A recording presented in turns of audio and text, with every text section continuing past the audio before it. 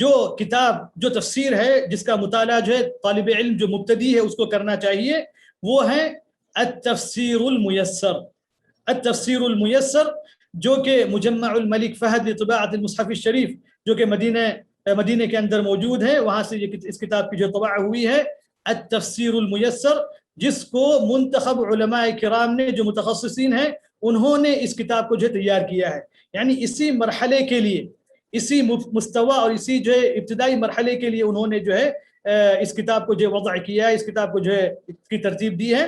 تو اس لیے اس کتاب کا مطالعہ ہو، مبتدئین کے لیے اس کتاب کا جو ہے مطالعہ، یعنی اس کتاب کی جو ہے قراءت جو ہے ہو، جس کے اندر مباشرتاً جو ہے معنی، یعنی اجمالی معنی کی طرف جو ہے لے کر جو ہے جایا جاتا ہے.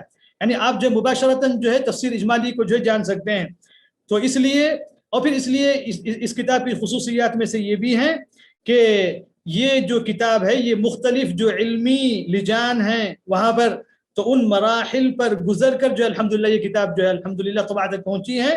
تو اس لیے اس کتاب کو کا اختیار جو کیا گیا ہے اس مرحلے میں. تو جو مبتدی ہے بالکل، یعنی جو ابھی تفسیر کا علم شروع کر رہے ہیں، تو ان کے لیے جو ہے اس کتاب کو پڑھنا جو ہے یہ ضروری ہے. اس کتاب کو وہ سب سے پہلے اس کے ذریعے اپنے وہ اس رحلے کو شروع کریں. اور مزید ویڈیوز کو دیکھنے کے لیے آپ ہمارے YouTube چینل کو سبسکرائب کریں. فجزاکم اللہ خیرا.